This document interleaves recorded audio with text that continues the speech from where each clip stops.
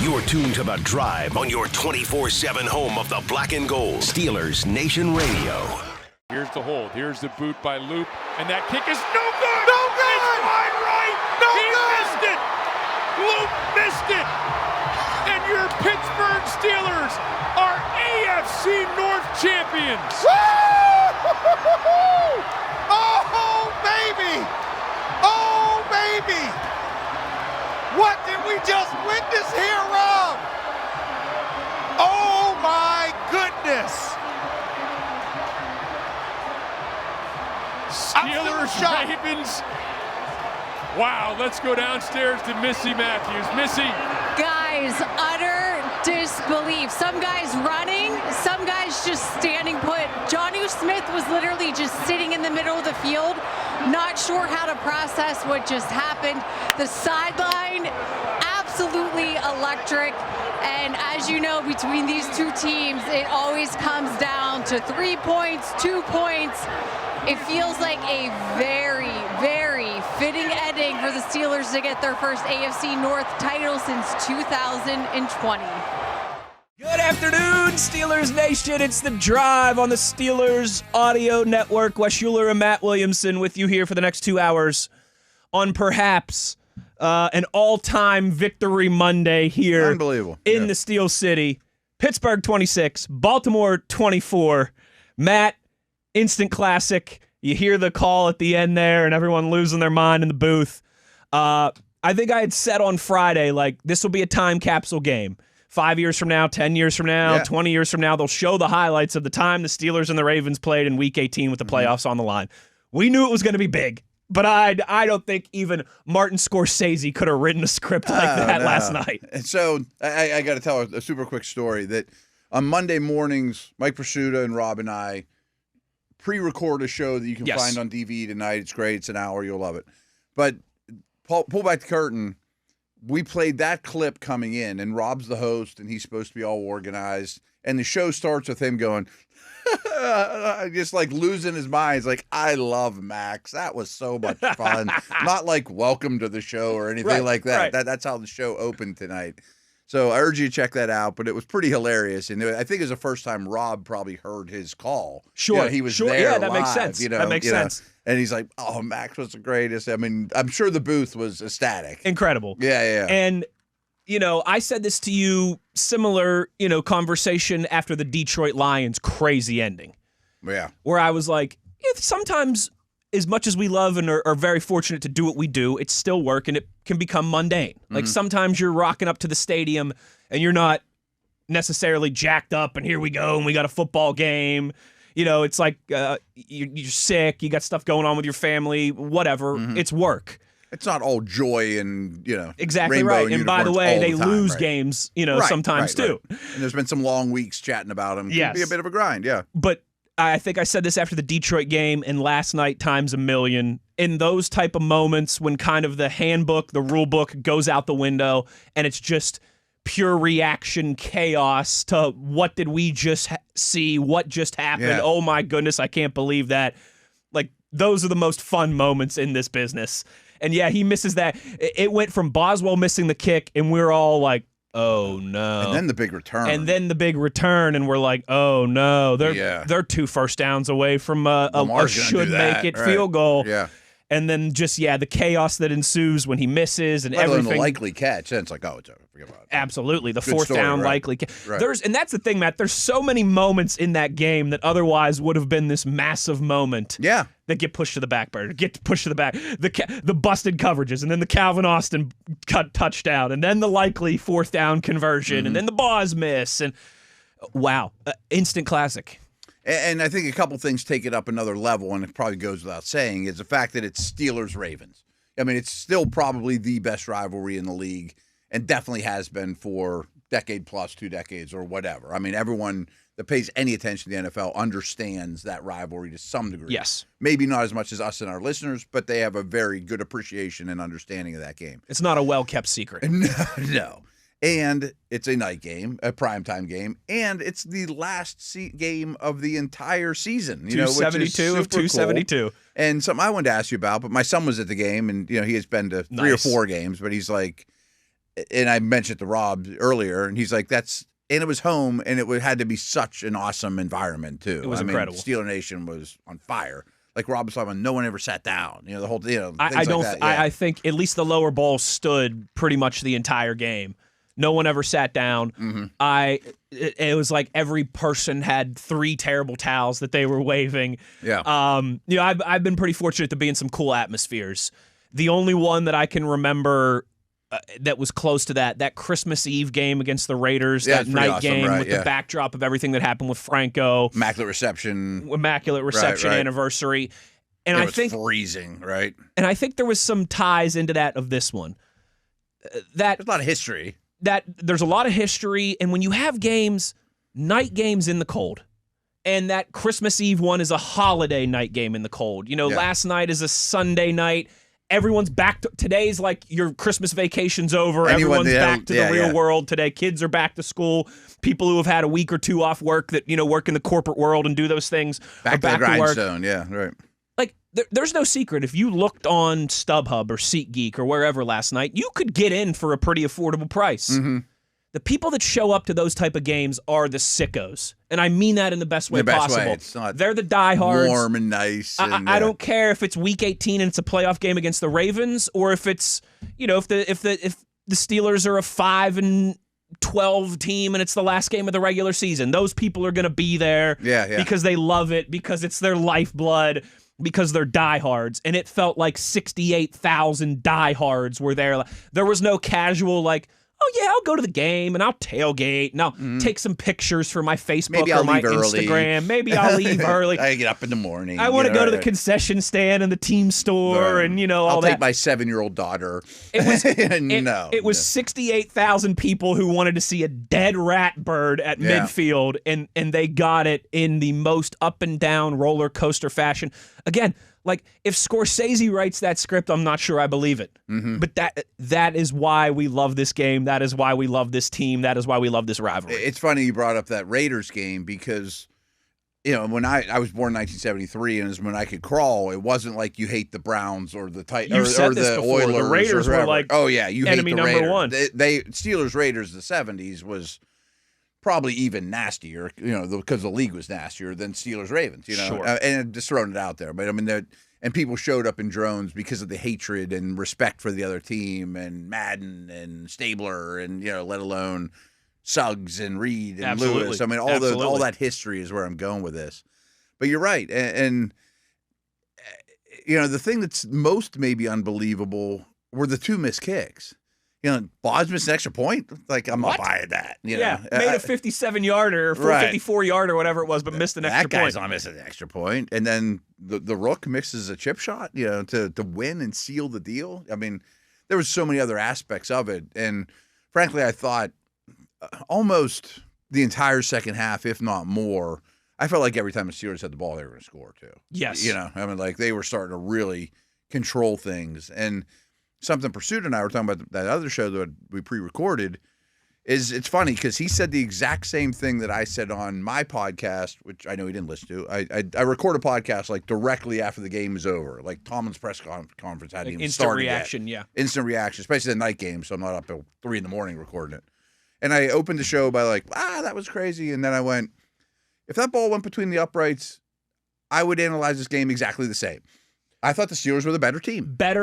And you talk about this a lot. The Steelers, their success rate on a play-by-play basis was much better. Yeah. They just lost the explosive battle drastically. Drastically. I mean, if by chance that ball goes between the uprights, we're going, well, they got stuffed on a 4th down that, that happens.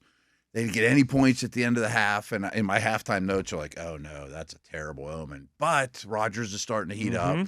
And you let 2 huge plays, whether they're coverage busts or flukes or whatever, to Zay Flowers.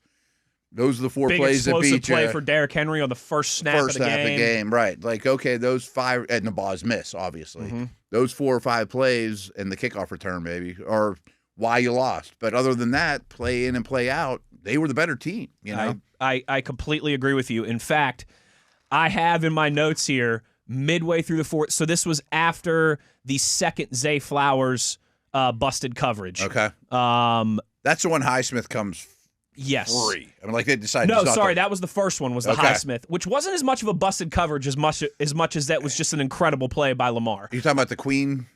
Queen was in coverage. Yes. That might have been Tampa too, where the linebacker. I was wondering that as well. I was going to ask you about that because both the safeties were so wide, and Queen is clearly sprinting back. Right. And then the play breaks down, and the safeties kind of just lose their integrity bearings. of it. Yeah. Yeah. So after the second one, which was the true busted coverage, the Zay Flowers 64-yard touchdown, right? So you get the Kenneth Gainwell response to go back up 20-17, but then bang, Zay Flowers 64-yard touchdown. Once again, it's 21-17 Ravens. I put in my notes, perhaps talk about this on the Tuesday Rewind. Steelers are absolutely winning this game on a play-by-play basis, but the Ravens are going to win it off of explosives. Now, yeah, right. Jokes on me. Calvin Austin scores there to put the Steelers ahead.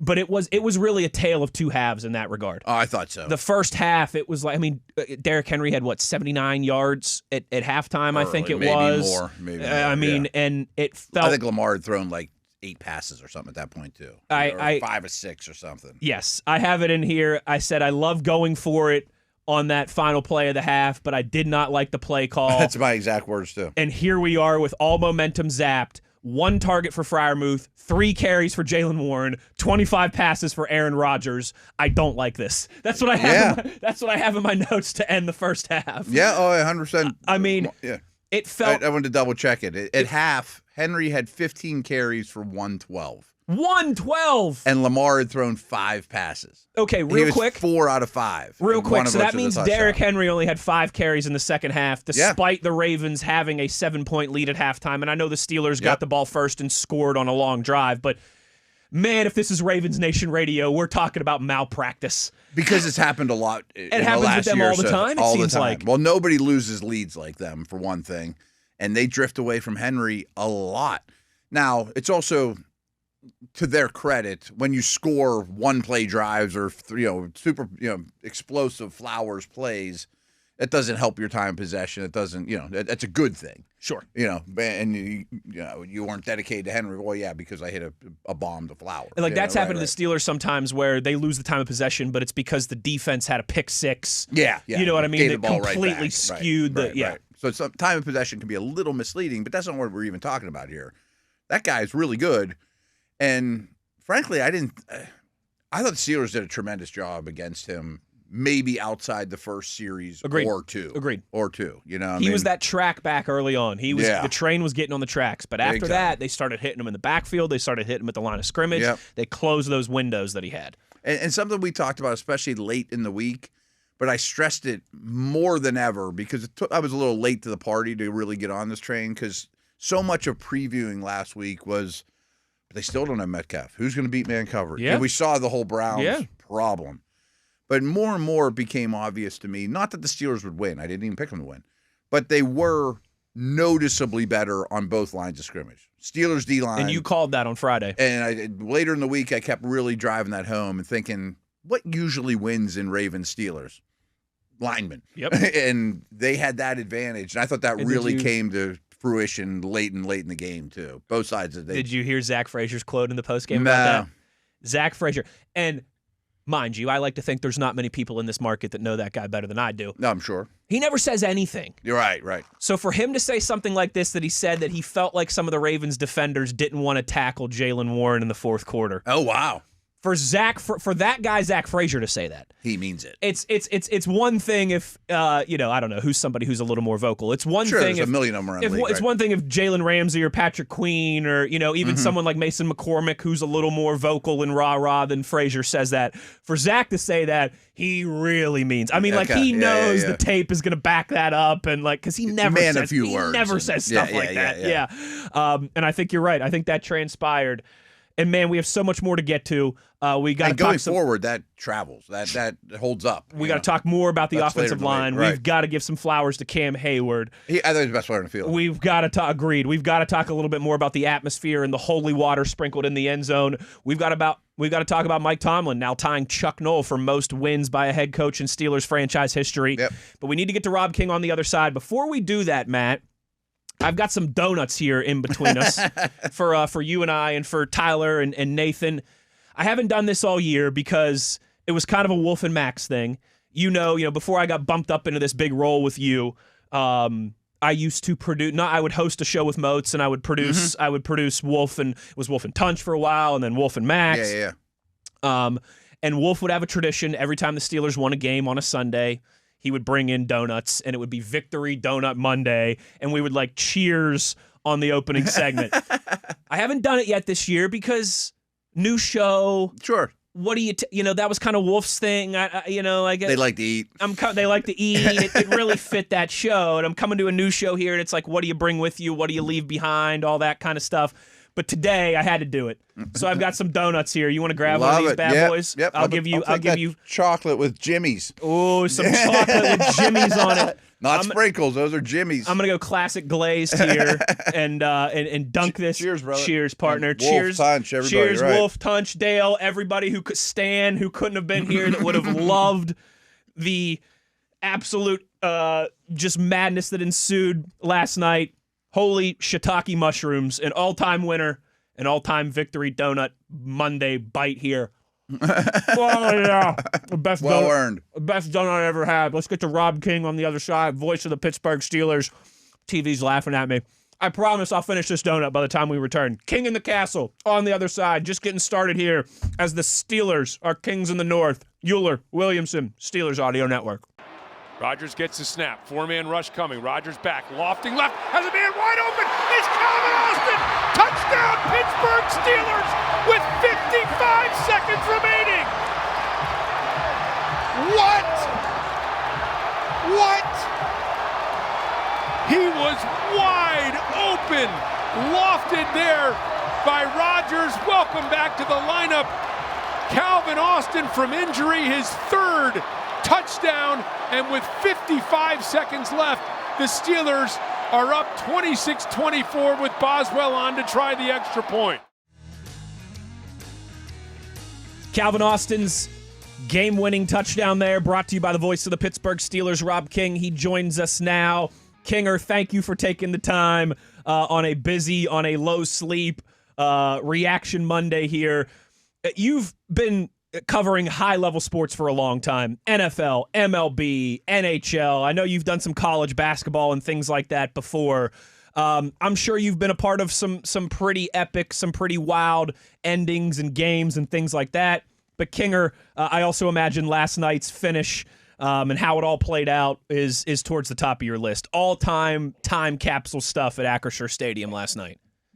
Yeah, it's funny you ask it that way. Like, I haven't articulated to myself, like, hey, where does this rank? And maybe I will at some point. I will just tell you this, that having been around me for the last couple of years, that like usually I'm right into the next game, right? Like, let's go. Here we go. Let's get on with it. That was great. That was fun. And now let's start the fun of getting ready for the next opponent, because that part's fun too, right? I just have been what is that region between Spain and France? I've been in Basque country. I've just been basking. I've just enjoyed it. I don't want to think about the Houston Texans. I don't want to think about them till tomorrow.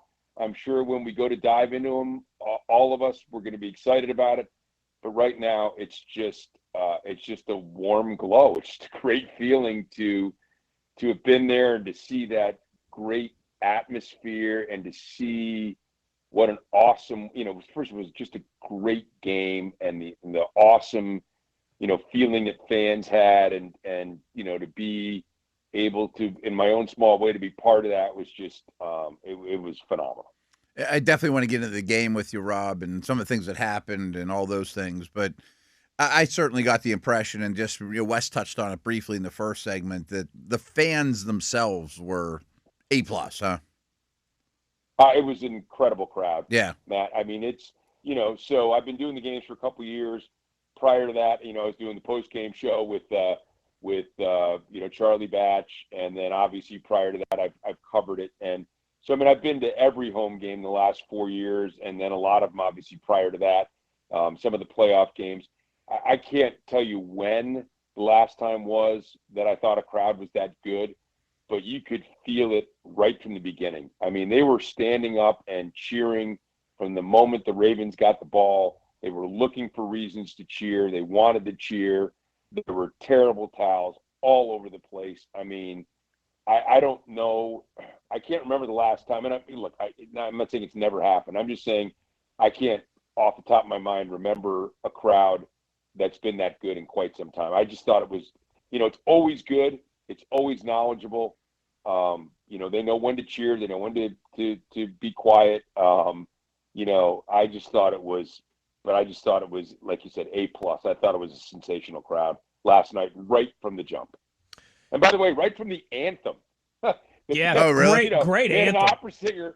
Yeah, the crowd went nuts for the anthem singer, and then she came out. She was all in black, and she waved the terrible towel, so she had the black and gold thing going. One of the great things about Pittsburgh, there's so many great things about. One of the things I love about the people of Pittsburgh is that they are in it with the anthem singer. They are hanging on every word and cheering when they hit a good note. I mean, it's hilarious, actually. I can't think of another place that's really like that. Sensational crowd last night. Absolutely sensational. No doubt. From the anthem to the loop miss, it was bedlam. Right. It was pandemonium. It was one of the best atmospheres. Afterwards, Wes, they didn't want to leave. The fans were just hanging around. They just so many fans. I'm sure some of them filed out, but so many fans, several thousand. They just wanted to be. They didn't want to leave because it was like a little globe of magic, And I'm still feeling that. Going back to Wes's original question, I'm still feeling that globe of magic today. And they just wanted to be there where the magic happened, and that's where my headspace is right now. I just want to bask in the magic. No doubt, and that's a great call, King or two on the end, because we talked a little bit about the atmosphere, but yeah, that part at the end kind of reminded me of like collegiate, like no one wants to leave, like the band's playing and we're singing along and celebrating, and all I got to do is just walk back to my apartment across campus. I'm in no hurry to get out of here. All time capsule stuff, and Kinger, so much of that centered around the performance of Aaron Rodgers. I think, listen, I'll be the first one. I'll admit it, but I'm sure I'm not alone. If you guys would have told me Friday, or if you would have even told me yesterday before kickoff, Aaron Rodgers is going to throw the ball 47 times. Yeah, that run-pass ratio is not what I would have said, well, that means the Steelers were probably trailing the whole second half and playing from behind, and things didn't go their way, and that's not Run game didn't do anything. That's not the outcome that we're looking for. Man, Toby Keith, Rob King, I ain't as good as I once was, but I'm as good once as I ever was. Aaron Rodgers, I think, especially in the second half, just exactly what this team needed. And who saw Aaron Rodgers out-rushing Lamar Jackson by double? Yeah, I mean, look, and when you talk about numbers, I was saying this last week. Like, if you told me, hey, the Steelers ran for 131, they won the turnover battle against the Browns, Aaron Rodgers wasn't sacked, I'm like, okay, they must have won the AFC North title in Cleveland. Well, that didn't happen. And you're right. There's some statistical anomalies in this game, some things that happen that maybe you wouldn't expect to happen, whatever the case may be. But Aaron Rodgers is – and, look, I would have liked to see them run the ball more. I'd like to see them run the ball more against Cleveland. Probably if they ran the ball 74 times and threw it once, I'd be like, I wish they'd run the ball more. Because I think their running game is trending in the right direction. I think it's a real weapon. I think Warren and Gainwell are both phenomenal players. But Aaron Rodgers and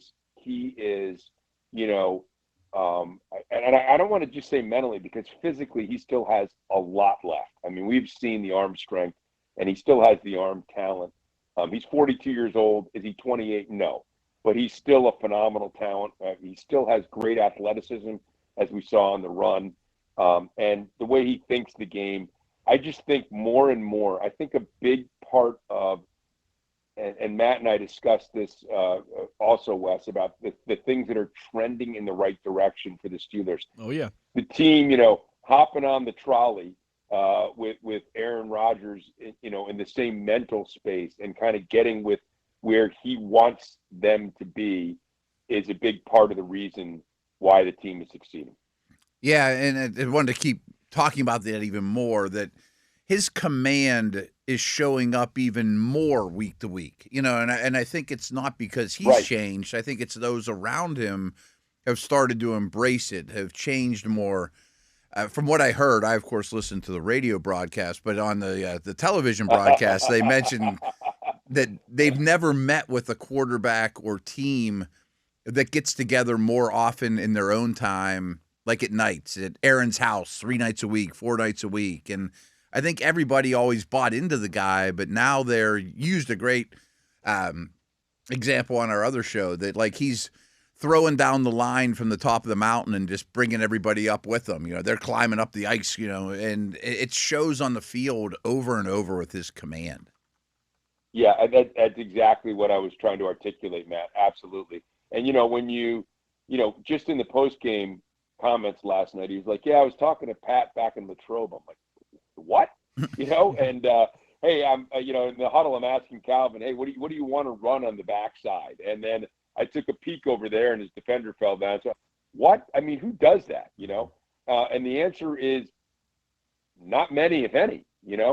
And I do think that the fact that they're all on the same page with Aaron, and that they know what he wants, and that they respect what he wants. Right? They know.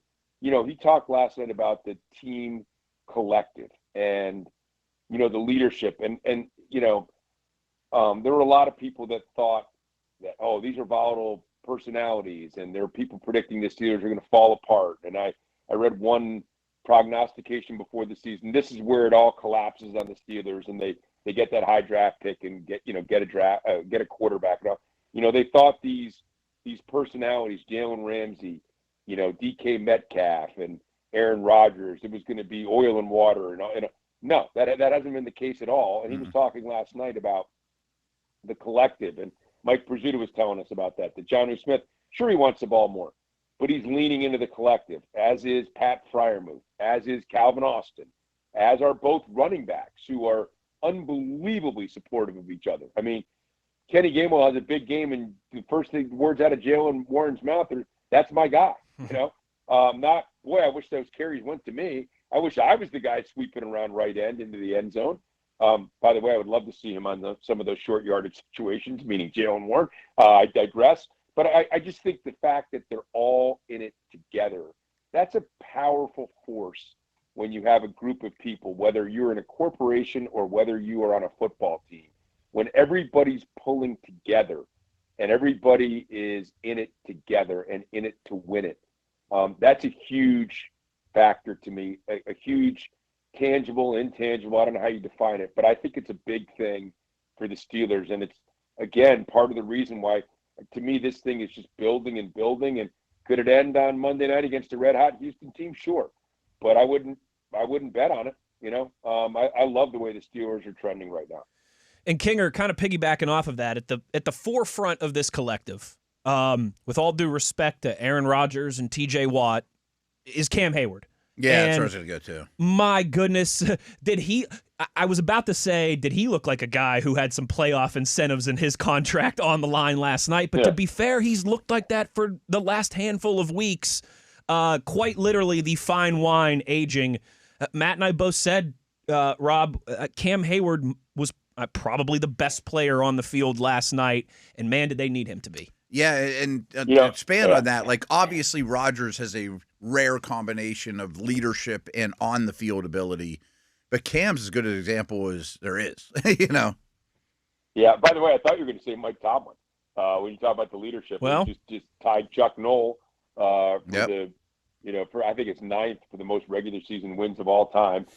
Fitting that he would tie a Steelers legend in a legendary matchup against the Ravens, in a legendary game in the chapter of that own book, that Ravens Steelers matchup.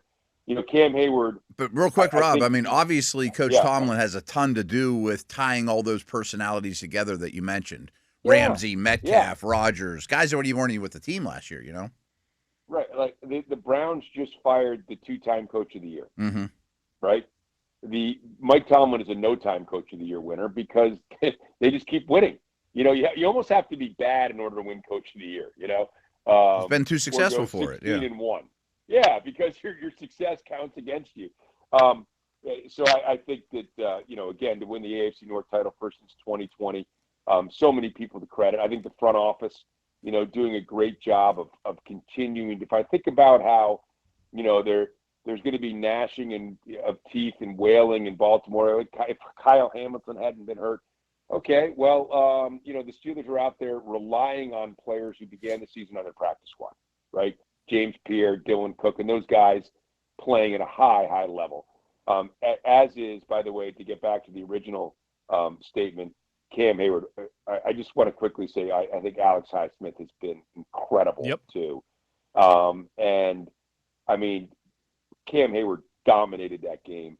I thought he was playing, solid football throughout it. The first half of the season, kind of had the hold-in thing with contract and camp, but over the last 5 weeks or 6 weeks or so, he has just been incredible to me. I don't want to compare him to vintage Cam, but whatever, maybe this is vintage Cam. I don't know. I mean, he was awfully good last year too. Sure. He had a great year last year. He is just playing at an unbelievably high level in the leadership. I just think, I agree, guy. He has been incredible, tremendous. He sure has, and hopefully he will continue to do the same. Monday Night Football, a little over a week from now, when the Steelers host the Texans for Wild Card Rob, weekend. we get that extra day that we don't have to look forward because they play Monday night. That's so right. I feel a little bit better about it. We can bask for a little bit, as you said. We can bask. Get your passport out. We're basking. Country. We're in Bass country, and you know what? For once, it's the Steelers who are getting the extra day of rest, right? That's been a problem with the schedule down the line. And Mike Tomlin said after the game last night they could use it, as you usually can coming out of a Ravens game. So we'll take it. The Steelers will take it, and I can't wait to, in the next couple of days, dig into this great matchup against the Texans. We'll be excited to hear you on the call next Monday night. Of course, Kinger, thank you for taking the time here today to recap an instant classic with us. Thanks, guys. There he goes. Rob King, voice of the Steelers on the Steelers Audio Network. I still feel like we've barely kind of skimmed the surface here. Oh, I know. With everything that happens. So we'll continue to digest it all, to download it all. Steelers 26, Ravens 24. I've got an insane stat for you, Matt. I wonder if you've seen it or read it yet from last night. But we've got some more to get into, plenty more to get into as we roll along. Wes Uhler, Matt Williamson. It is The Drive on Steelers Nation Radio on a Victory Monday on the Steelers Audio Network.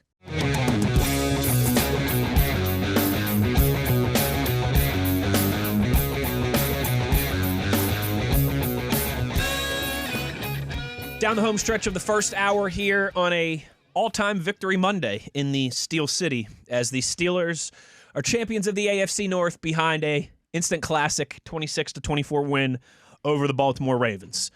Matt, of course, the crescendo moment of all of that was the missed kick by Tyler Loop. Yeah, crazy. I'm not sure if you saw this, but according to Opta Stats, okay? Probably not then, yeah. There have been, in NFL history, there have been over 60,000 field goal attempts. Okay? I'll buy that. In the history of the league, there have been over 60,000 field goal attempts. Tyler Loop's miss on Sunday night is the first one, the only one of those 60,000 plus attempts that came as 1, time expired in the fourth quarter, of 2, the final week, of 3, both teams' playoff hopes resting solely on the result of the kick and nothing else. First time. I guess that adds up. First time. Pretty crazy, and right? Over, let me say that again just one more time for dramatic effect. Over 60,000 field goal attempts in NFL history. It's the first and only one of those that came as time expired in the fourth quarter during the final week of the season in a game in which both teams' playoff hopes rested solely on the result of that kick. Yeah, it couldn't even be like that's wild. It couldn't even be like there's 2 seconds left. Maybe you return the kickoff to the house, right? And or the band's playing. Right? There's one more game, and kind of like what happened with Tampa Bay and Carolina. Like, there's this other game that could still affect the result, happen, right? Or the loser goes home, whether this goes between the uprights or not. Right? Exactly right. Yeah. Exactly right. That is pretty crazy. I mean, 60,000. That's insane. Yeah, it's insane. Yeah. I'm not totally shocked. I mean, that's 3 pretty distinct parameters, but still 60,000. It's right. very and a lot distinct. of games come down to a last-second kick. They do. But with this much on the line in a true, winner go home type fashion, it's incredible. It is incredible. It's absolutely incredible. And so much from the end of that game that still feels hard to digest. But I did want to get back to giving some flowers to Cam Heyward here in the first hour. I thought he was fantastic. From the opening drive, and I know Baltimore had a lot of success there, but I felt like he was still noticeable on that drive. Don't forget, he at the beginning of the third quarter is, he kind of creates the pressure that allows Highsmith to get his hand on that football that leads to the TJ interception. Mm-hmm. A lot of deserving candidates for player of the game, but he might be my pick. He would be my pick. He would. Can you do me a favor and can you look at J.J. Watt's Twitter timeline? Because I bring this up because Mike Pursuta found it, and it's just a small example of how humble he is and what a leader he is. But while you're looking, yes, he was also part of the new brotherly shove. That's few offensive snaps. Yep. So he's doing a little bit of everything. He dominated some, frankly, inferior offensive linemen, but he always does. He's getting better as the season's gone on. I'll be disappointed if he's not first team All-Pro. Same. If he's not second team, I'll lose my mind. Him and Jeffrey Simmons, to me, have been the best defensive tackles in the league, and he's played more snaps than all of them. Everyone. Which is mind-boggling at his age, but I don't know exactly how deep the Twitter one I asked you to look up. I got it. But I think it really just shows his unselfishness. And I think especially coming from a guy like J.J. Watt. Exactly. J.J. Watt tweeted last night, Cam Heyward being the tight end on the field goal protection team is pretty wild. That's a miserable position to play. You're just getting roasted by guys who can tee off knowing that they get a free run at you. Die slow is literally the motto that they say when you play that position. Yes. Everyone knows you're going to lose. You're just hoping the kick gets off. You're just trying to hold him up for a half second. He's not an offensive lineman. He doesn't pass protect for a living. He does the opposite. But it's just it's the most thankless job ever that no one ever thinks about. You're going to die. Just die slow, Yes. And it just shows, no one would ever think about, oh, he's pretty good on the field goal protection team too. Why is he out there? He's, just incredibly he's an all-time Steeler. I know that says a lot, that means a lot. You don't just throw that around willy-nilly in this organization. And some people, some of the more ardent Steeler fans might say you can't be an all-time Steeler if you've never won a Super Bowl. I would disagree. I'll disagree all day long, right? Because that guy is one of the best to ever put on the black and gold. Yeah. Certainly in this 21st century, in the last 25 years or so. And should make the fan base and the organization as proud as anyone that's ever put on the gear. You know what I mean? He's also Walter Payton Man of the Year, right? I'm laughing at this kind of stuff now because it's the same church, different pew. Everybody in the YouTube comments always loves it when I say that. Remember when James Harrison kind of had that ugly exit of from the Steelers, was falling asleep in team meetings and not paying attention because he was upset that TJ, as a rookie TJ, was getting snaps ahead of him. He ends up getting cut. He goes to the Patriots, right? And it's like, he just tarnished his Steelers legacy. He goes out like that, and then he signs with that team. Are you kidding me? Now, Debo, they played a hype video of him in the stadium with 5 minutes left. Mm-hmm. It was great. It was just a black screen, and maybe we'll have to get some info from Tyler on how this all went down. But they cut to black screens on the Jumbotrons, and it's Debo. And he goes, hey, listen up. You, listen to me. Stand up. Make some noise. Get on your feet. And the place went absolutely bonkers. He's one of the most beloved Steelers of all time. Of course. No one remembers his exit and that messiness. No. This summer at training camp, how many tweets, how many people did we see saying, Cam Heyward's tarnishing his Steelers legacy, asking for these contract incentives and all this stuff, and he's being such a baby and so selfish and da-da-da-da-da. Look at him now. Right. Who gives a rip about that now? Not to mention, he's an extreme bargain in terms of what he's making compared to what he's giving you on the field. And not to mention those contract incentives that he wanted just hit by the team making the playoffs. Oh, good. I think that was the biggest thing was the playoff incentive. You're right. I hadn't there. thought of that. No, but he's phenomenal on the field too. He greatly influences that game. And him and Highsmith next to each other has been as good of a right side of a D-line as you will find in the league, especially lately. You take that first drive and a half away, they were lights out. Lights out. Dominant, they were outstanding. And Matt, this is a bigger conversation for a different time, but I think this year might be the one that puts Cam Heyward over the top to get him that gold jacket. I do too. I think it might just firm it up, especially if he does get a first team all-pro or even a second. I mean, that's one more thing on the resume. At his age, a playoff win wouldn't hurt. Totally. I mean, totally. I'm not saying a Super Bowl would be wonderful, but I mean, I think he's probably in no matter what. I wonder too. I mean, these are conversations for another day, and it obviously applies to Rodgers, but sure looks like they're enjoying their time out there. I'm talking about like coming back for next year and things like that too. I mean, we'll talk about that stuff when and if they get eliminated, but he still brings a lot to the table, to say the least. Yes, he does, and that was on full display from the jump last night. Yeah, and has been all season. Really, been all season. I mean, right.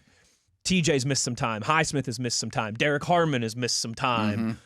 He's been called on to do a lot of heavy lifting. You've had a ton of change in your secondary. Let's not forget too, he got a helmet in the knee on the first play of the game. Yes, Zay Flowers, right? Yeah, chasing down the dude that's chasing Derrick Henry all the way 100 pounds less than 60, 70 yards down the sideline. That play right there kind of embodies Cam Heyward.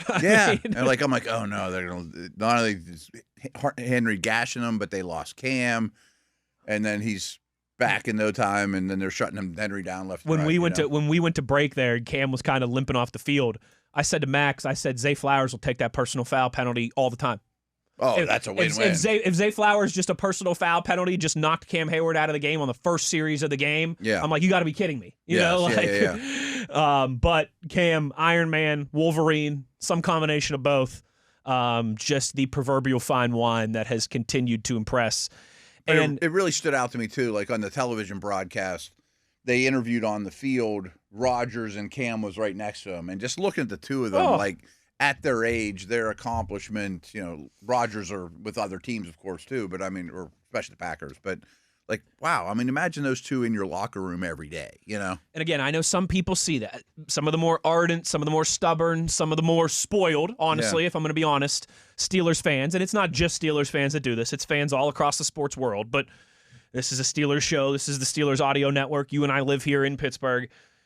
Are going to go, yeah, I don't care about all that emotion and all that. That's just a win to get you into the playoffs. Show me the baby. Mm-hmm. I get it. Like, go win a playoff game, go on a run. Let's get into an AFC championship game in a couple weeks, and then all that emotion and all that rah-rah will matter to me. We know this is a results-driven business. But I'm telling you, if that's your attitude last night, you're in the wrong business. Right. Be a fan and enjoy it. Right. So much of...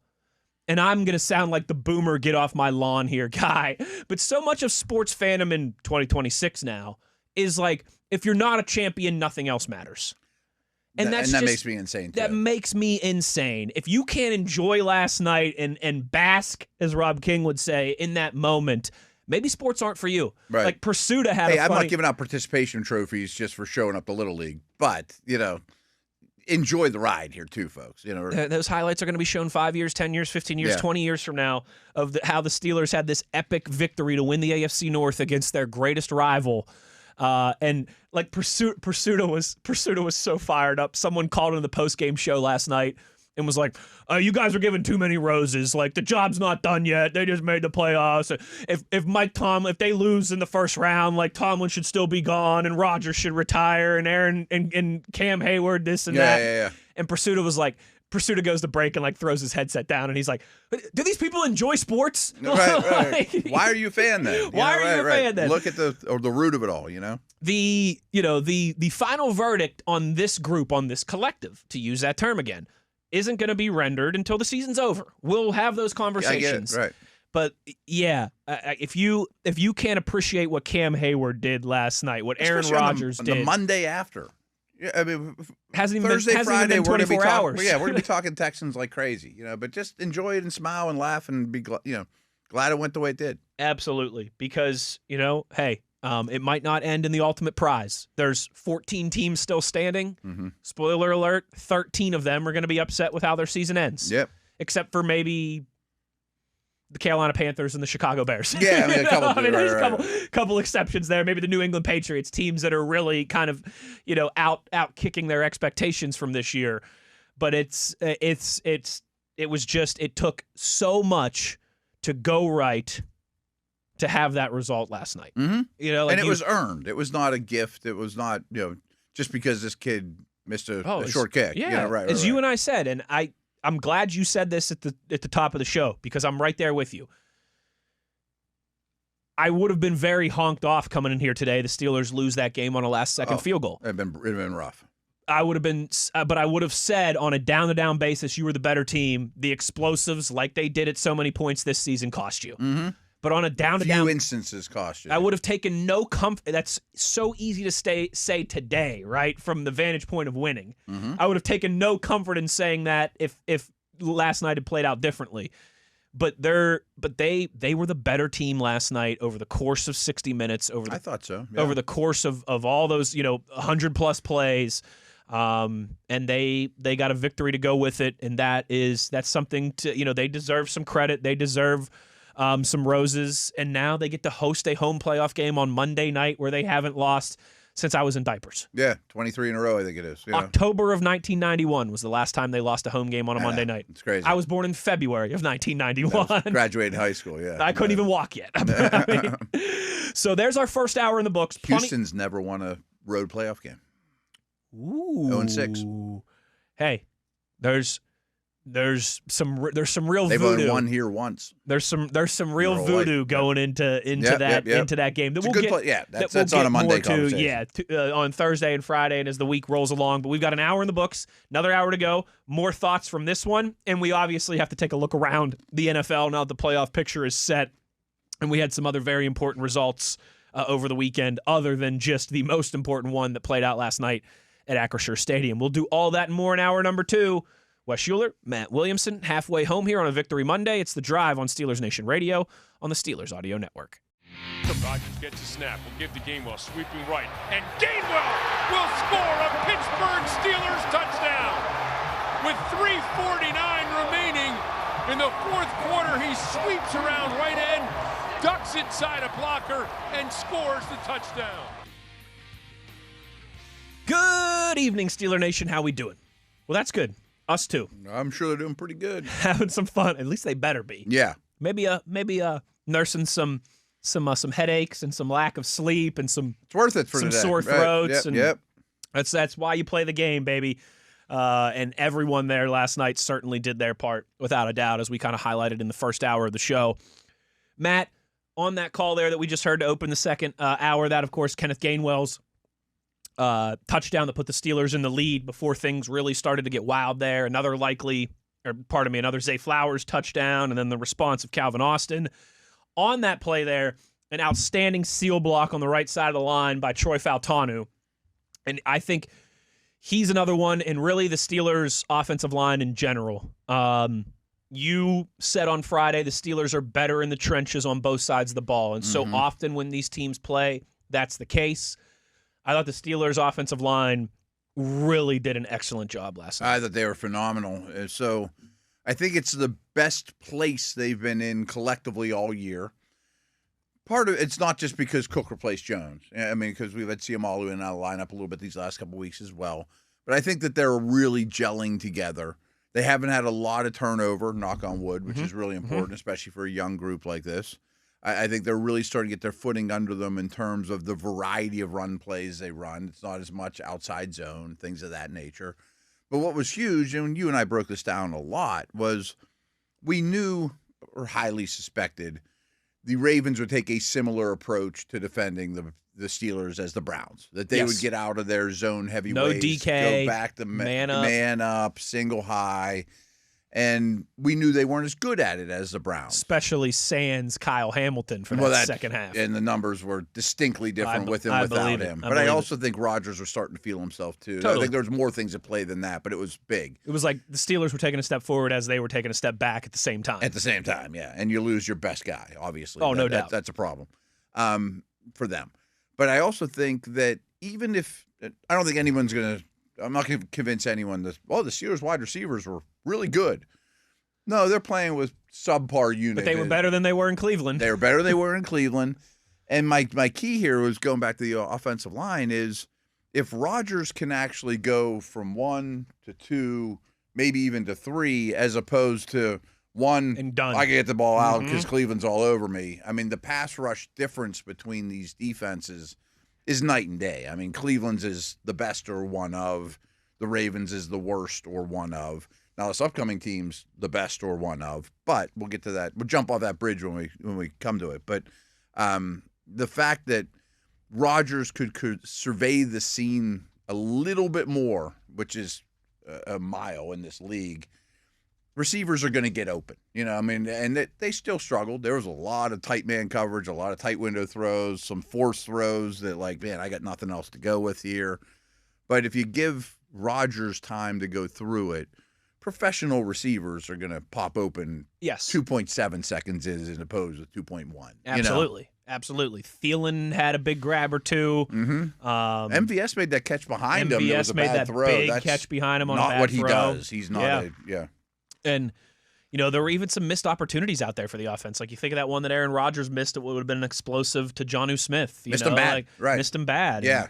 And, they were still able to progressively get better and better as the game went along.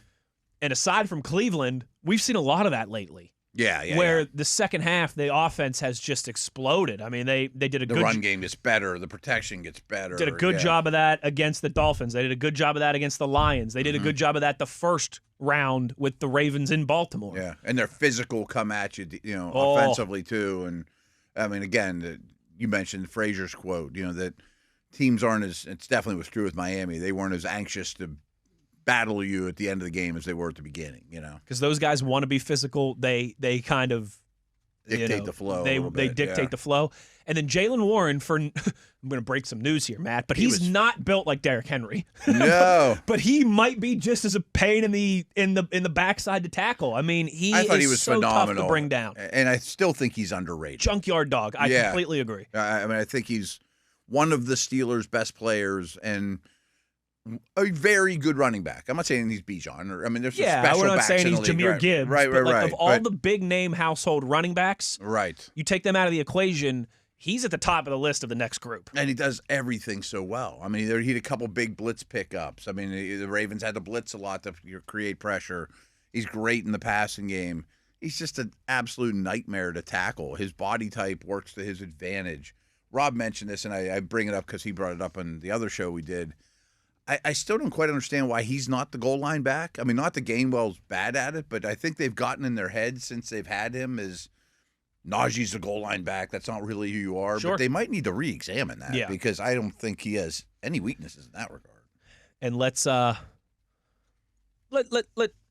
just run behind Zach Frazier at the goal line, okay? Let's not some of the cute stuff I don't need to see. Let's not get cute out there and try and pitch it and into open space and make Kenneth Gainwell dance around multiple defenders. I've seen him do it before, but I don't want him to have to do it in the tight windows there of a some goal short to go yardage situation. Stuff where maybe you're getting a little too cute here, guys. The last couple weeks, it's cute, like when the tush push, Gainwell takes it, and that's good. That stuff's great. You want works, those variants to keep teams honest. But there's times where it's like, let's just muscle these dudes, because you got the muscle. You've got the muscle to do it, and that played out over the course of that game last night. Oh yeah. And it took everybody. It took every single person putting their hand in that pile. Matt, Logan Lee played one defensive snap against the Ravens. That's great. Deflected a pass in a massive moment. One snap. Yeah. And he gets his hand on a football and deflects a pass intended for Derrick Henry where it looked like Derrick Henry had some room. I'm kind of watching it here now. I mean, if Henry would have been able to make one guy miss, he would have had a lot of space, and he had a lead blocker. I mean, it's him, a lead blocker, and Alex Highsmith, and a whole lot of green grass. I mean, that's how they drew the play up. That's exactly how they drew the play up. If Logan Lee doesn't get his hand on that one late in the third quarter on what was a second and long for Baltimore, all of a sudden that becomes either a first down or a third and short, could completely change the tone of that drive. That's what it was, that type of effort from everybody involved. And, man, did they need it. And again, Logan Lee's another good example, but Rob briefly brought it up while we had him on the phone, but he went into pretty much detail, and he does a lot, and I totally agree with him that a lot of guys you weren't really counting on have really contributed over the course of the year. Many of them weren't even with the team in training camp, out of training camp, deep into the season, Duggar and those type of dudes, like they've continually churned the bottom of the roster. Samuel Jr. Yeah, like, hey, Slay, if you're not super interested in playing, we're not going to keep you around. That type of thing. It's easier said than done. That they've found a lot of guys, buried that are bottom of the roster type dudes. Even like Connor Heyward, he's been with the team a long time, but he was here not because of his older brother, but he was here because he's a great special teamer. And now he's your lead blocking fullback all of a sudden. He's taking snaps. And, they have a lot of guys that can just get you out of tough situations. Yes, they do. On both sides of the ball, on special teams. I thought Ben Skoranek was great on special teams last night. Made a couple big tackles in space that, he... Killebrew's one of the best special teamers in the league, and you don't notice he's gone. Right. That's early in the season. Yeah. I thought there was a couple times where it's like Skoranek in the returner in open space, and he makes the tackle that, keeps a 3-yard, 4-yard, 5-yard punt return from being a 15, 20-yard field flipping type punt return. Super quick. And I think some of it's obvious, but I don't think the Steelers won the special teams battle yesterday. No. I mean, I know maybe the last play was weighted more than the others. The last place was great, but Boz's extra point miss punting wasn't great. Punting wasn't great. That'd be another thing. Like, if we were in here dissecting a loss, we'd be like, you lost a lot of field position on the punts. And not to mention the last kickoff was, they brought back to midfield. That was a problem. And I thought their punter was excellent. He had 2 or 3. He's maybe the best in the league. He had some phenomenal punts, too. So, I mean, in a Steeler-Raven battle, special teams always is huge. And I didn't say they got walloped on that side because Loop missing the kick was big, but it wasn't the distinct advantage it normally is for the Steelers on special teams. No, they were the loser in that small category. We do need to, just before we go to break here, Kinger kind of mentioned it, but I want, as we're kind of handing out some final roses here before we go around the league. With that win last night, not to be lost, Mike Tomlin now ties Chuck Noll for most wins by a head coach in Steelers franchise history. 193. 193. Pretty good company. Pretty good company. And as long as this is not the last year of Mike Tomlin in Pittsburgh, which I do not think it's going to be. I don't either. Right. I got a feeling he's going to hit that 200 mark pretty soon. Yeah. Next year. Maybe Monday, but I mean, I assume postseason counts. I'm not sure on. You know what? That's a good question. That record. I think that's it's a good total. question. We'll have to look that they up. Weren't super clear. I think it would be total, but we'll have to double check that. But yeah. Could start climbing that list Monday and could certainly hit that 200. Even if the Steelers were to go on to win the Super Bowl, he still wouldn't hit 200 this year. Wouldn't have enough games left. But that's going to be happening pretty soon. Bill Cowher, 149, Hall of Fame. Chuck Noll, 193, Hall of Fame. Mike Tomlin, 193. Oh, he's going. He's going. Him, Cam, TJ. Aaron, Ben still has to get in. Yeah. I was talking about guys who participated last night. Yes, but guys who participated last night. Yeah. As a big one. And I actually wanted to, now you threw out Hall of Fame, I give Rodgers credit because in his press conference he was asked about Lamar and he said that guy's going to wear a gold jacket someday. Yeah. What a phenomenal player, which is 1,000% true, by the way. He's definitely going to the Hall of Fame. Oh, he's outstanding, and I think that's part of the greater frustration of. Again, maybe we could dig into some more of this from a Baltimore perspective tomorrow because I didn't want to spend a lot of time doing that today. But they might be the most honked off fan base in the NFL today. Very. Based off their preseason expectations and how this season ended last night at the hands of the Steelers. That's a brutal way to lose. Whether they're your biggest rivals or not, that is an awful taste in your mouth to end the season. Yes. It's a all-time gut punch for the Baltimore Ravens. Oh, yeah. And that does not make us sad around these parts. Nope. But yeah, maybe that's something we'll talk a little bit more about tomorrow and where they go from here and what it means for John Harbaugh. They got a lot of work to do, and it's a crossroads. It sure is. They are kind of at the end of the window they've had here for a few years without much to show for it. I'm not breaking out my tiny violin though. I'll leave that in the case. Let's talk a little bit more around the league and now the playoff, the 2025, 26 playoffs are all set here. We'll do that when we return on the other side. Wes Uhler, Matt Williamson. It is The Drive on Steelers Nation Radio on the Steelers Audio Network.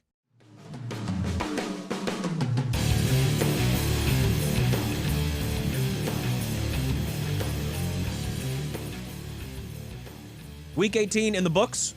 The 25-26 NFL regular season in the books. Yes, I am finishing another bite of a donut here as we come back from break. Right. I had to have a second one for Craig Wolfley, obviously. The only thing better than one donut is two donuts. You see a donut, you eat a donut. Yeah, Max actually brought some in for Rob's show, so I had leftovers then. You came walking in. So I don't know if I could do another, but Wolf would be mad at me if I did. He'd be very upset. Okay, really quick funny story for you. So on one of these Victory Mondays, this would have been last year, okay? Wolf and I are in the studio. He's doing the show with Max. You know, Max is in his home studio in Arizona. And it would be like they would do their show, and right after, Wolf would walk. It was like Springsteen's song. Wolf would walk out, Moats would walk in, you know, and then Moats and I would do the show, like back to back. And Wolf left a donut on the table for Moats. There was like one donut left, and Wolf was like, I'm going to leave it for Moats, and he just sets it on the desk table in the studio. Moats comes in, and he's like, I'm not eating that. He's like, you know how dirty? Right, he couldn't put it on a plate for me or a napkin. Moats is like, you know how all the heathens that come into these studios Has it been there all day? Or he's like, no chance I'm eating that. So we open the show laughing about like Wolf left this donut for Moats on the desk. Should he eat it? And I'm like, absolutely. If he does it, I'm going to eat it. Moats is like, there's no chance. He's like, I'm slightly a germaphobe. You at least saw the history of the donut. It only went from here to there, as opposed to sitting there all day and people sneezing on it or whatever. Right? Wolf's listening in the car driving home. He's so fired up, he calls us. Oh, that's great. He's like, Moats. He's like, you're a linebacker. Come on, you're afraid of some germs on a desk. It's a present for him, yeah. Oh, it was fantastic. Classic, it was fantastic. Yeah. Matt, the playoff picture is set. Not as much drama on a typical Week 18, but there was still plenty. And I think particularly how everything played out in the NFC South deserves a mention. Yeah, that's a good point. Because remember, we came in here on Friday. I was like, we've got 2 win and you're in games, and you were like, well, hold on, young fella. Actually, there's still a chance. That's not a true win and in. It was for Carolina, right? And they didn't. But then they didn't, but not for Tampa. And then that loomed large because Tampa still needed the Saints to beat the Falcons. So Tampa wins at home 16-14 against the Panthers on Saturday, but Sunday, the Falcons 19-17 over the Saints. And so despite the loss Saturday night, the Panthers backdoor into the playoffs. Truly backdoor. Truly. Yeah. As 8-9 NFC South champions. First time they've won the division in 10 years since one Cam Newton was there and taking them to the Super Bowl. And they will host a playoff game in Charlotte this weekend. So, in some ways, a lot of ways, good for them. I mean, that's ahead of their timeline. That's definitely better than I expected them to be this year. Sure. I mean, I thought it could be hot seat, new quarterback. You know, this is one of the worst defenses in the league, et cetera, et cetera. One more year picking super early. So they won their division. There's something to be said for that. And I know some people think if you have a losing record, you should not host a playoff game or go in, and I couldn't disagree more. Same. Because you build to win your division. They accomplished that no matter how you do it. But they're a very weak playoff team. Oh, sure. I mean, they absolutely are. They're 14 of 14. They're 14 of 14. And I'm sure the Vegas odds reflect that. Yeah, I'm sure they do. And I don't know what the spreads are in any of these games yet, but I'm sure it is substantial. But they weren't very impressive against the Bucs, and they've been struggling quite a bit lately. But, hey, I mean, again, ahead of schedule. And then Atlanta wins, and they get fired. How about that? It's also Black Monday, by the way, folks. That's a tough spot for the new GM coming in there with no first-round pick. Yeah. We'll talk more, but let's talk tomorrow. I want to do some like end of the season wrap-up awards and stuff like that for you. Let's also talk about coaching changes. I'm going to put They're trickling in, but I bet there'll be more by the time we're back here tomorrow. Absolutely. It'll be pretty much finalized. We'll put that on the list for tomorrow. The Carolina Panthers have by far the worst odds to win the Super Bowl. 150-1. For reference, the Steelers have the second worst. That's a pretty good payoff, though. I mean, I'm not saying they have any chance, but I could put down $2 wins you $300. Yeah, right, pretty good. It's a pretty good payoff, right? This really paints the picture. The Steelers have the 13th out of 14th odds to win the Super Bowl. Understandable. At 45-1. It's not even so close. Think about that. Yeah, it's Carolina's 3 times as much as the next closest team in the Steelers. And they might play the best team in the league too, which doesn't help. Correct. Yeah. Seahawks won in terms of best odds. Rams just on their heels. Then Broncos, Patriots, Eagles, Bills. That's the top of the list there. Okay. And the Seahawks 13-3 over the Niners on Saturday night on the road to earn the 1 seed and the bye. Their defense was dominant.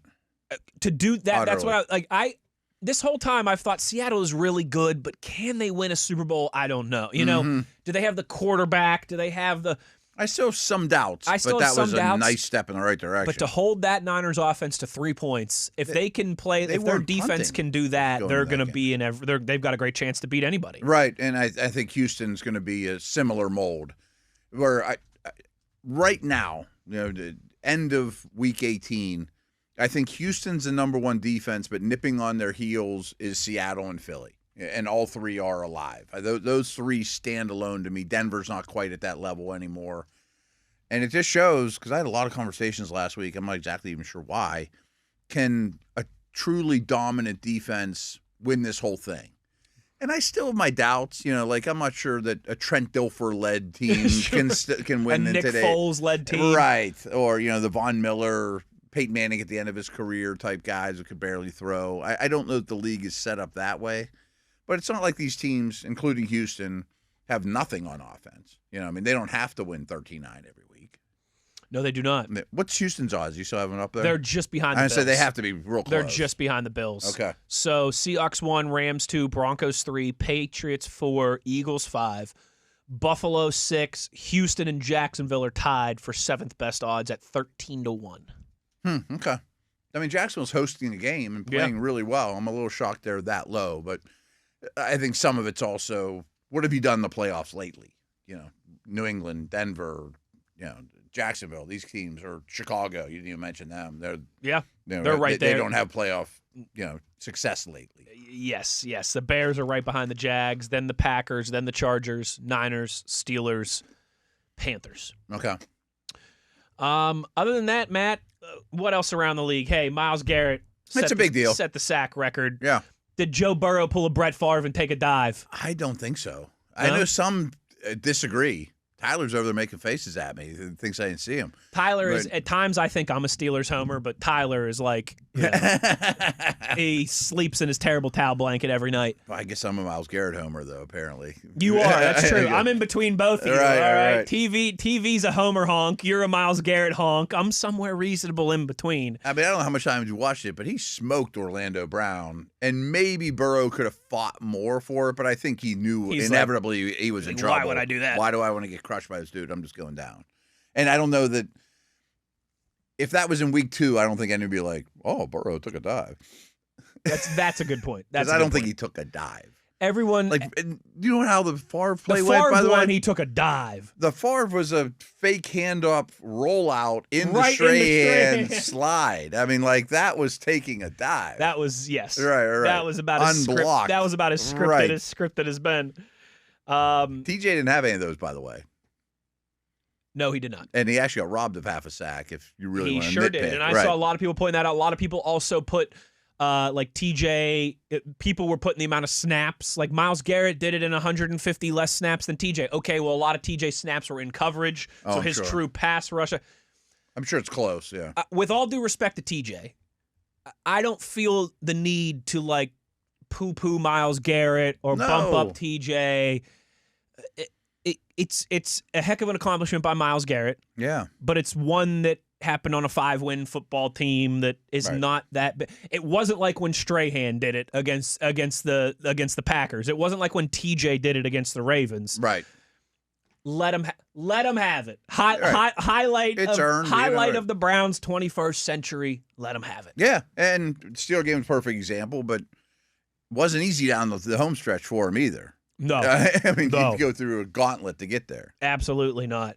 Matt, J.J. McCarthy exits the Vikings win over the Packers with another injury. Could that be the nail in his coffin? I don't know. The coup de grace I haven't heard anything McCarthy. Since, because I poo-pooed a lot of these injuries because there were so many meaningless games. Sure.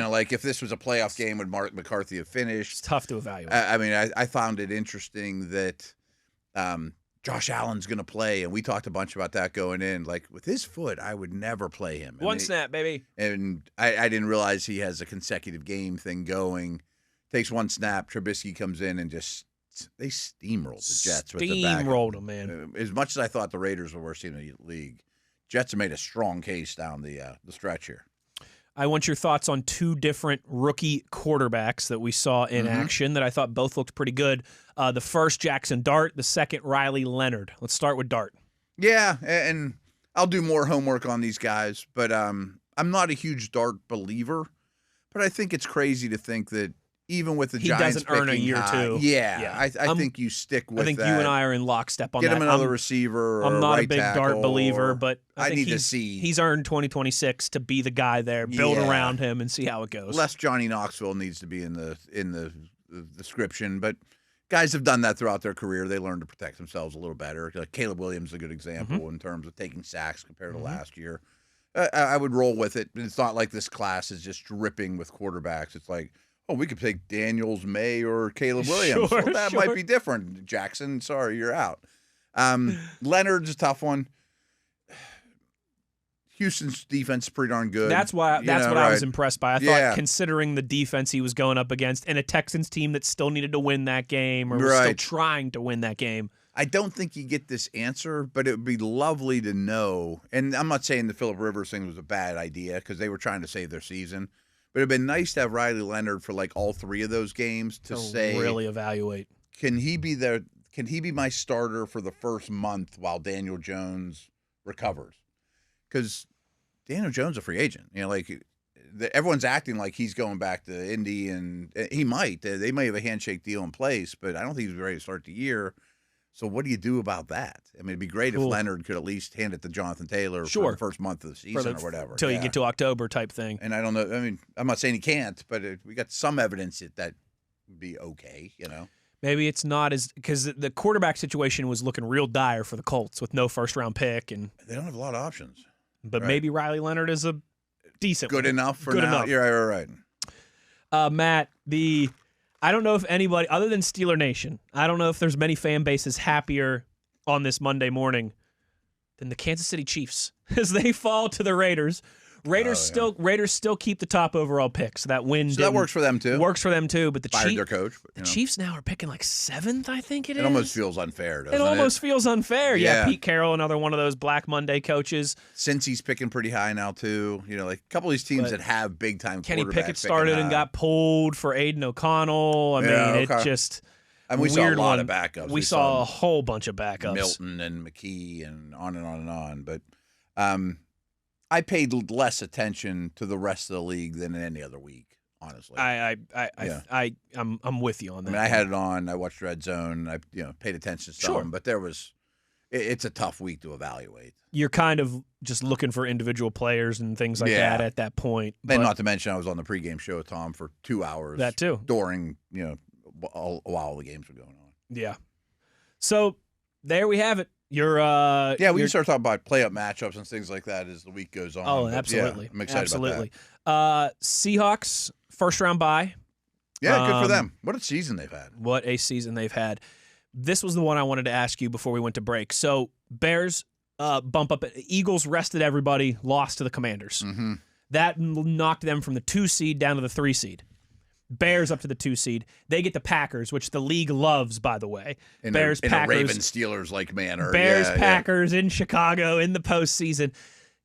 For the Eagles, though, are they going to rue that opportunity? I mean, I think that's a good discussion. The Niners have their issues too, right? But man, the Packers, other than the Panthers, the Packers feel like the team that you would want to play most right now. I agree. I think they're.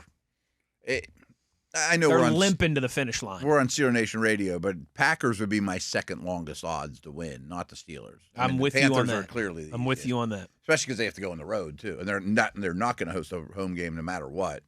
I think Packers are in trouble. I bet that was a tough call for the Eagles staff, because I'm sure Hurts, Barkley, like he could have rushed Lane Johnson back. I'm sure their bodies guys have played a lot of football the last few years. Really appreciate it. They've played a lot of football. 2 of the last 3 Super Bowls. Right. That stuff matters for the Chiefs and Eagles and all those extra games that are the hardest games of the year, by the way. They're not going to just, steamroll anybody. Now, I think it's very possible that Seattle loses a game and the Eagles will be like, we could have hosted the NFC Championship, and now we got to go to Chicago. Ooh, or you know what I mean? Like that's when point. it really the ramifications might kick in. And you'd much rather play the Packers than the Niners. I think so. The Niners have their issues. They're banged up too, but they're not limping to the finish line like the Packers are. And they've had postseason success lately. Yes, that group knows what it takes to win that time of year. Not that the Packers are a joke, but although I will say, in the last handful of years, there's been some really good Niners-Eagles postseason games, and this could be kind of another check. Yeah. That feels like one of those. You know, a lot of times there's like temporary rivalries, like the Colts and the Patriots for those handful of years. Right. Like Niners-Eagles kind of feels like a little temporary rivalry here over the last 5 or 6 years. They both come in first place a lot, so they end played up playing first-place schedules. They've played a lot of important games against each other in the regular season and postseason. But that was the one that I wanted to ask you about. I think that's one of the teams that you could go either way on. Was that the right choice or not? And you know how they react to these things in Philadelphia, but I know Sirianni's getting crushed for that. You know my results on this. I mean, this goes back to before the Browns game, and people would ask us all the time, should the Steelers rest in this one and this one, and blah, blah, blah, blah. I'm like, it's a no-win situation for the coach. No. And no one will ever the be Eagles like, find great job themselves in the resting. Super Bowl again, then everyone will be like, oh, but they still won't even say that. No, they won't be like, way to rest him in week 18. Hey, remember 4 weeks ago when we said he was an idiot? He was actually right. It'll only come up if it goes wrong. Correct. Which is, unfortunately, that's life as a coach in professional sports in a lot of ways. That's why they're well compensated. They are. They certainly are. Let's get to our last break. We'll cross some T's, dot some I's, some final thoughts from the Steelers' triumphant night over the Ravens and across the league as well when we return. Wes Uhler, Matt Williamson, it is The Drive on Steelers Nation Radio on the Steelers Audio Network. Jackson back to pass, throws, and it's batted down and picked off. Picked off by T.J. Watt, batted down by Highsmith, and Watt somehow caught it on the deflection. And this place is going nuts. That's another one of those massive plays and a laundry list of key moments in this game. Yeah, man. Alex Highsmith has been... the 10 biggest plays? You could come up with 10 more than in most games. Totally. Yeah. I mean, you could come up with probably at least 6 or 7 in those last couple sequences alone. Yes. And then all the other stuff that happened in the first half and in the third quarter there. My apologies because we just did back-to-back shows, but if the Steelers lose that game, I might have said this in the first segment, boy, we'd be talking about, man, they missed that 4th and short when they went the end of the half. Yep. Not even the one at the end of the half. That was a first and goal at the end of the half. Set the Ravens up in plus territory. Boz missed a field goal. You know, those two Zay Flowers. You'd harp on just a couple plays, and I'm so glad we're not. You know, because I do think the better team won. I am very glad. But the Ravens made plays. Oh, they absolutely Lamar did. may play. You know, Henry may play. Look at this. Again, these are the type of things that we would be pulling our hair out about if you ended up losing that. At the end of the first quarter, 125 yards for Baltimore, 21 for the Steelers. Yeah. I told you at the start of the show I thought Derrick Henry had 79 yards in the first half, and you were like, no, it was 111. It was Derrick Henry had 79 yards in the first quarter. That adds up. Matt, he had 10 carries for 79 yards in the first quarter and then got 10 carries the rest of the game. Right. And I do think the Steelers D had something to do with that. And they had a lot of big bodies on the field, but we knew that. I'm like, this was not shocking. We knew the Ravens were going to put out Ricard and Kohler and all their big bodies, and Steelers had a lot of snaps with that extra linebacker we talked about, whether it was off the ball or an edge guy. So you had the lead, and that's your biggest dog. And Lamar made plays, but he wasn't himself. Lamar had 0 scrambles. He had a couple designed runs. Yes. 0 scrambles in that game. And there was a play I thought was real telling. I forget the exact part, but it was in the second half where he's out on the left side and doesn't even try. I mean, he's hesitating to throw it behind the line of scrimmage, hesitating like old Lamar would have been like Roadrunner, out of bounds, first down, move on the chains. that last drive sequence with Herbig too. Yeah. Where normally that was the one. Yeah. Yeah, is that the one you were like? Yeah. And he does Herbig's jumping in. He does a little spinorama to get rid of the ball. But in the past, like Lamar, put the Jets on and he's gone. Yeah, exactly. So he made a couple really, really impressive plays, but it was not the best version of him either. No. But thus, give the ball to Henry, which we all expected. And I'm sure there's some questioning of what's going on with Baltimore right now. That's something and that's probably the top of it. Not like, hey, that's kickers. We got to. We need a new kicker or whatever.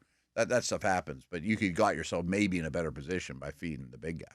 Oh, I think 100%.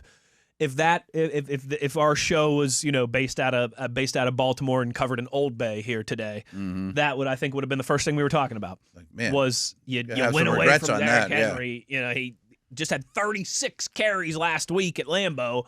That was the best thing your team had going for and he it. gets 10 carries after the first quarter last night. After ripping you apart in the first quarter. Oh, my gosh. Right. And what's crazy, too, that number was 10 for 79. If the Zay Flowers personal foul penalty on Cam Heyward doesn't happen on that first play, that number's even bigger. Yes, that's a good point. Because right. He earned it. That ended up being like a 26-yard gain instead of a 41-yard gain or whatever it was. So let's go. I mean, I know this is the end of the show. We got like 10 minutes left here. If you are the owner of the Baltimore Ravens, it's a tough one. Are you waking up today thinking, all right, I've seen this same script for a few years. We've been so talented. We've had an MVP at quarterback, and it's the same not being able to get it done in these close games where it feels like it's like in all these games almost, it feels like the Ravens have a lead and then get away from what got them there. That's really, it's very true this year, but it's been year after year with the Ravens squandering leads more than most top teams or any top team. Sometimes at the most crucial moments, playoffs, etc. I don't know. I mean, because it's not much different than if the Steelers lost and we had this Tomlin conversation. I mean, like, massively successful organization, massively successful head I think it's coach. even a little bit more, like, exacerbated on their end, though. Yeah. Because they've had I always think they've been a level ahead of the Steelers for the last couple years. They've had a multi-time MVP Super Bowl, quarterback. Not win a playoff game, right. Yes. Because of the quarterback. It's a lot different than Fields and Trubisky. I mean, they got the MVP. They've won some playoff games in the last handful of years. They went to an AFC championship. They've had 13, 14 win seasons. So the expectations are a little bit greater. It is. Like, well, what if Buffalo loses in the first round? Is it the same? I think so. I mean, I get it. These are all-time great quarterbacks. And I might sound like the homer honk here now, too. Yeah. Because Mike Tomlin's part of the talent evaluation and procurement process for the Steelers. Mm-hmm. But I'm grading Sean McDermott and John Harbaugh a little bit on a tougher scale than I am Mike Tomlin because of their quarterbacks. That's the thing. And I know Mike Tomlin, again, is involved in the process of selecting the Steelers quarterback. Right. Whether it was Kenny, whether it was Mitch, whether it was Russ, whether it was Fields, whether it was Rodgers. Make no mistake, Mike Tomlin is a major factor, maybe the biggest factor in those conversations. But he ain't got Josh Allen or Lamar Jackson. And that's the thing. He doesn't have the secret weapon. He doesn't have the superhuman. Now, I was looking at it from the other direction that I fault the front office, but the head coaches in Buffalo and Baltimore are certainly involved with team building too. Totally. I mean, the reason that Baltimore and Buffalo have not won a Super Bowl is not Lamar or Allen. I don't believe that at all. Especially in Buffalo. Especially in Buffalo. Like, you can't tell me those guys can't win the big one, blah, blah, blah, Josh blah. Allen's playoff numbers are the best.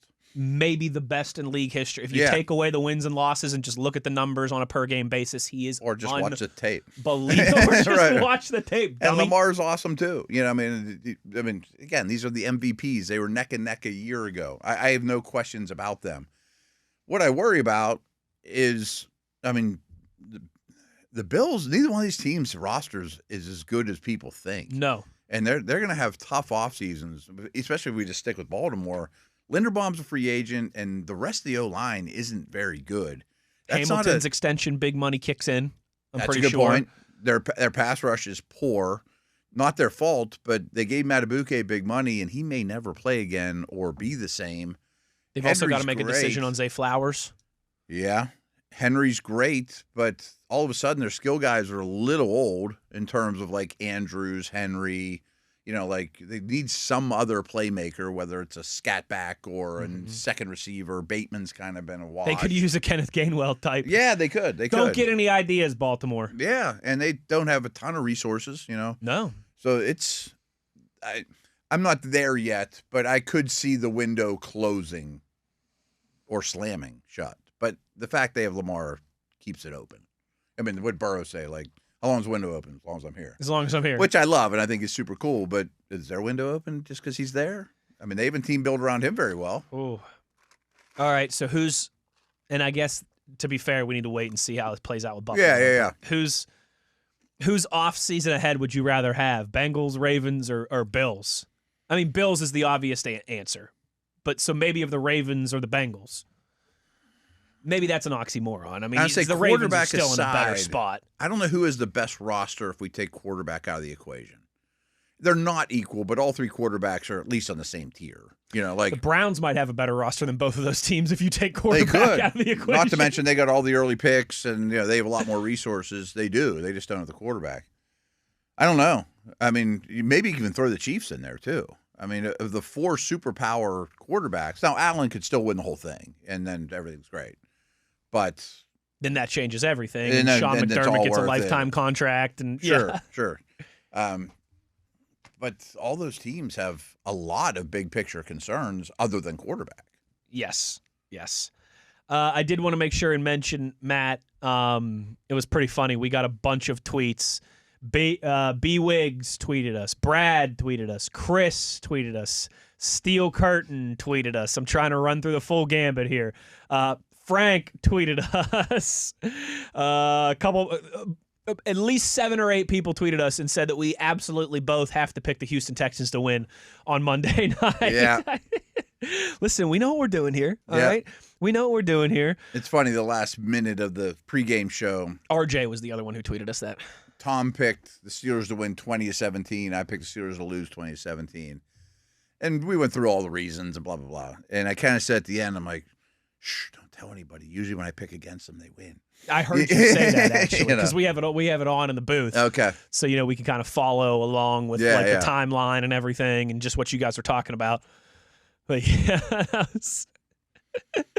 that was funny. Listen, I will lean it. I'll tell you this right now. I'm going to pick Houston. All right? I'll tell you this right now. I think they're the better team. I'm doing my part. Yeah. And I think if that's going to propel the Steelers to victory, I might have to do it too. We will. But it's going to be a fun game to break down too. Oh, it absolutely. And this one still is done from resonating with me, Oh, we'll have more on this tomorrow. I'm going to go home and I'm going to rewatch tonight. Mm-hmm. I'm always excited to rewatch, but especially tonight because there's no Monday Night Football game no Thursday night. There's no Monday night. It's a weird week. There's not something else to take my attention tonight. Mm-hmm. And it's going to be a fun week, Matt, because Thursday, Friday, we have college football playoff semifinals. Yep. And then Saturday. We'll do something around campus before those, I would think.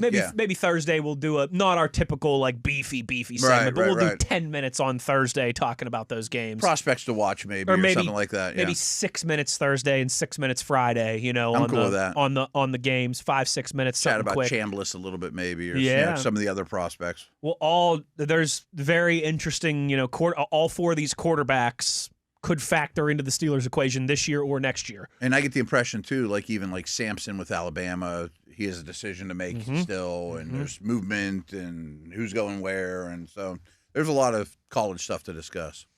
Got that on Thursday and Friday, and then, of course, Saturday, Sunday, NFL playoff games all day, wild card Monday, round. Baby. And then we'll be waiting all day for Monday night, which... Again, like I said to you, when that was first floated as a possibility, when I got to the stadium last night, there was some chatter of winner's gonna get Monday night, and I'm like, no. I'm like, one, it's the Steelers. They're not gonna put the Steelers on. That's the throwaway game that they put on Monday nights. Yeah, you know what I mean? They're not gonna put the Steelers on Monday night. Houston usually gets a bad time slot. Houston is on Saturday. It's like their birthright that the Texans are on Saturday. But now I'm warming up to it a little bit. The atmosphere, especially because you played a night game, that doesn't short you in rest in any way. Actually, you gain rest, and they have a pretty good record at home on Monday night. Yes, they do. Hey, the playoff streak has not gone in the Steelers' way. The Monday Night Football streak has gone in the Steelers' way. Oh yeah. The unstoppable force meets the immovable object. It's gonna be fun. A week from today, a little over 7 days from right now. It's gonna be a lot of fun. It's gonna be a lot of fun this week. As we'll get geared up for it Yesterday as well. Was a lot of fun. Oh, it sure was. Again, like I said, that's why you and I wanted to get into these types of careers. That's why if you go to the games, that's why you show up and buy the gear and put in the miles and the money, and you sit through some of the disappointing losses and performances for games like that and nights like that. It was a lot of fun, and it'll go in the time capsule forever. No matter what happens next week. It does, right. That last night goes in the time capsule forever. Again, I've said this many times. You said to open the show, that was, a pretty extreme fiction to write to sell your editors on. Scorsese. Yeah, I don't know if Scorsese would have written that into The Departed, But the Steelers fans did a great job of affecting the environment last night, and I know they'll do a good job again on Monday. Tomorrow on the show, we'll catch up with Chris Adamski. We'll get into our Tuesday Rewind as Matt and I have some final thoughts from this one, and we'll take more looks at the moving and shaking of the NFL coaching carousel around the National Football League. Big thanks to Rob King for joining us today, Nathan for producing on the radio side, TV, Tyler V on the video side, keeping us handsome on YouTube. For Matt Williamson, I'm Wes Uhler. Take care, everybody. Enjoy the Victory Monday, and we will talk to you tomorrow. As always, you know where to find us. It's on your 24/7 home of the black and gold. It's Steelers Nation Radio on the Steelers Audio Network.